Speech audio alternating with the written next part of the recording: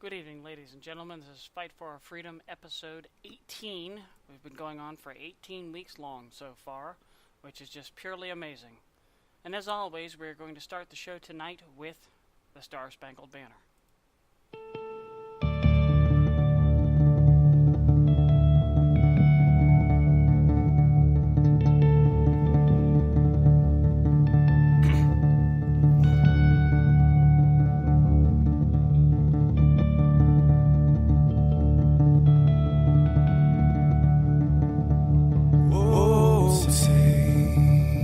Can you see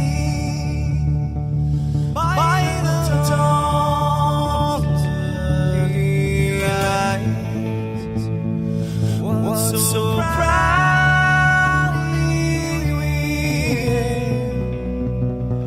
hailed, and the twilight's last gleaming, whose broad stripes and bright stars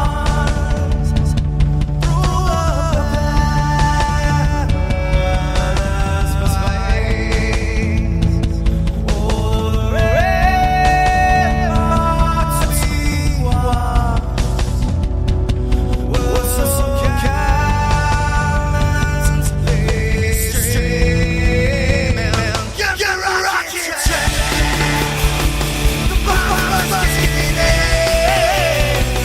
Gave a move and back, then our backs can stand.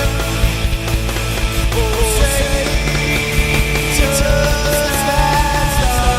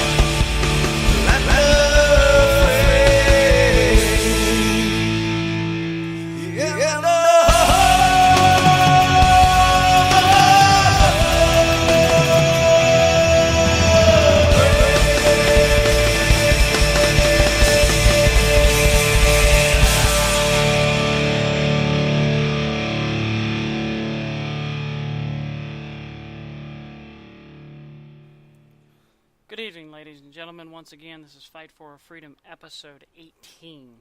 Tonight we're going to be talking about something that has been an unanswered question by many, many people. Basically, where I came from, how I came from, and why this began. A little bit about my past. As a child, I was raised by a man and a woman who were my grandparents. They were not the great Marine that we talk about often. That served in World War II. My father, my real father anyways, basically was not around and was not interested in me being near him, nor being in my life. In fact, quite the opposite. and quite many times had made sure that, if at all possible, I would not exist, to put it bluntly. My mother, in her infinite wisdom during her pregnancy, decided to leave him, and until I was the age of 7, I was raised by Edward and Ruth Hall, who have now since passed. Ruth Hall passed this March. She was my grandmother, and she was 88 years old. They raised me on the principles of God and country. Neither of them served, but they were my friends, grandparents, parents, and guidance counselors in life for pretty much my entire life. They were really all I had to look up to. And then when I got 29, my grandfather, Ed, passed away from cancer, and my grandmother, Ruth, passed away this year in March. Now, the amazing part about this is where the Marine Corps came in. Till I was about 7, as I said, I had no father figure. No father figure, as we would say, married to my mother, or even as a boyfriend of my mother for that.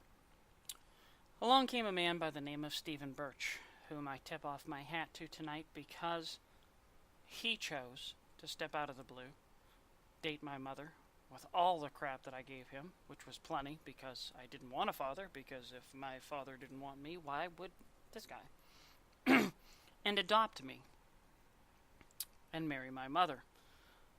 Fast forwarding all these years, me and Stephen have gotten more close than I think my real father probably ever could have, and he is my father as far as I'm concerned.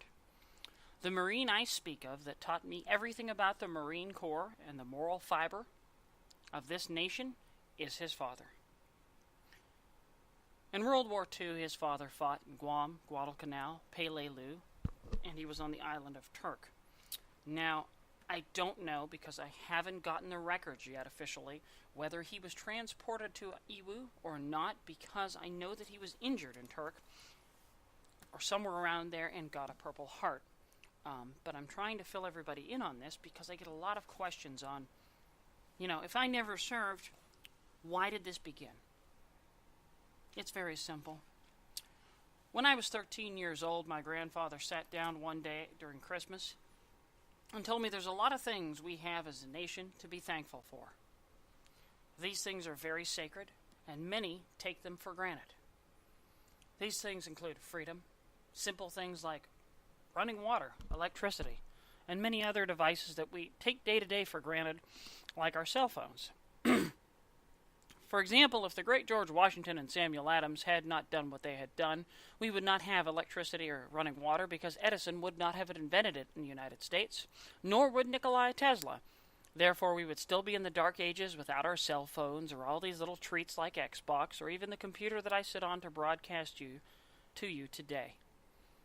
That being said, he used to tell me a story about when he was in Guam, how the Japanese would dig trenches under the people that served in our nation and other nations and pull them through the tunnels at night.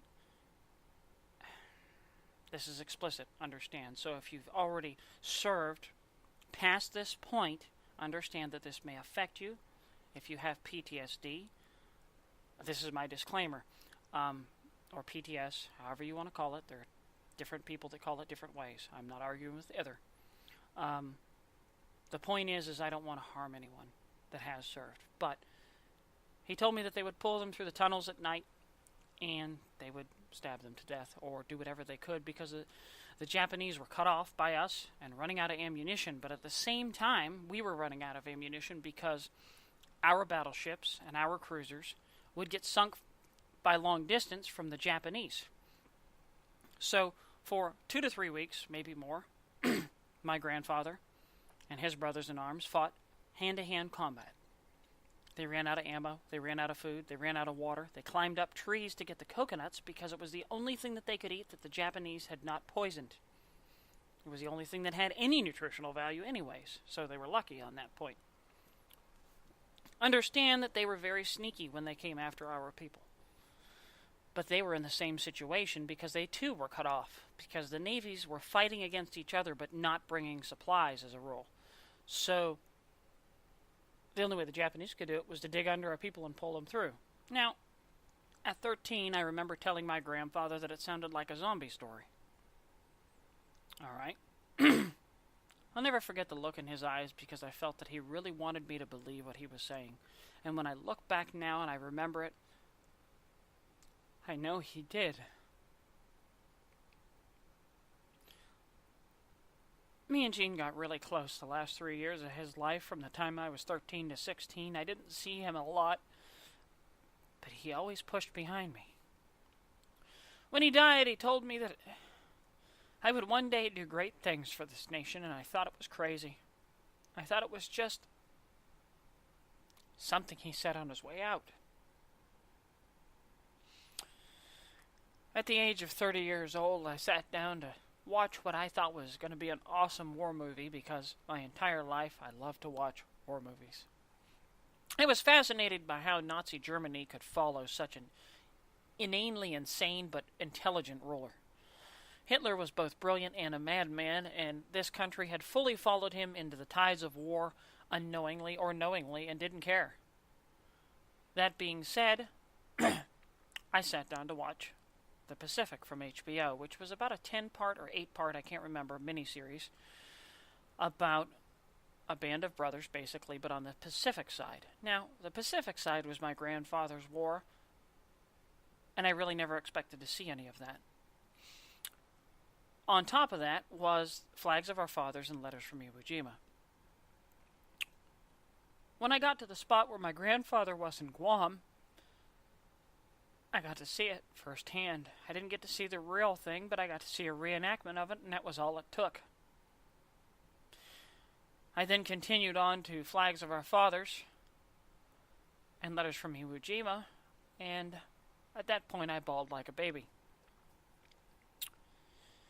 I went to work that day, and I decided I would ask our owner of our company that I worked for at a car dealership if I could write letters to our veterans.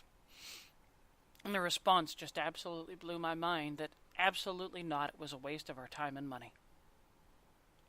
Which brought me back to the old adage that persistence wears down resistance, because that's what my grandfather, who was a Marine, always said. A Marine will always persevere when no one else will. After a while, I left that job, went to the next, and got a similar response of no one is better than anyone else. Fast forwarding to January 2015, understand that I'm now 35 years old. I have now fully gathered in my head what I wanted to do, but didn't expect the reaction that was coming. In January 2015, in Greer of South Carolina, I was hired by a dealership by the name of Benson Chrysler. I'm still at that dealership. I'm still advertising for them whether anybody wants me to or not because of what happened. Because Brian Big Country Conwell wouldn't have met me if this dealership didn't exist. It's the only place that I advertise endlessly because I believe in their people. At the corner of his office sat a young, older man named Jarius Owens. He was the man who hired me. I drove past this dealership 7 times because I had had enough of dealerships and enough of the way that they didn't feel that our country should be supported. I sat there and I asked him if I wanted to write letters to veterans, what would he say? And he asked me what the other places told me. And I told him, and he said that was ridiculous because his brother was passing away slowly of Agent Orange. What followed was probably one of the most amazing things I've ever had in my life.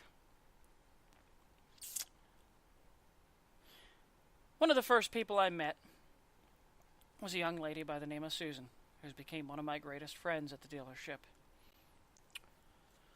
I wrote her a letter not knowing that she worked with me, not knowing that she was a Marine mom, not knowing that she was tough as nails, which she is. And I just felt it was the right thing. I then wrote a letter to a gentleman by the name of Kerry Myler and another veteran by the name, what we know as, Thomas Stone on Facebook. These 3 people full-heartedly did what my grandfather would not have done. My grandfather would have read the letter, got in his car, and the next time said, I want Greg to work on my car. I underestimated everyone. Every single one of you I underestimated because I expected the same response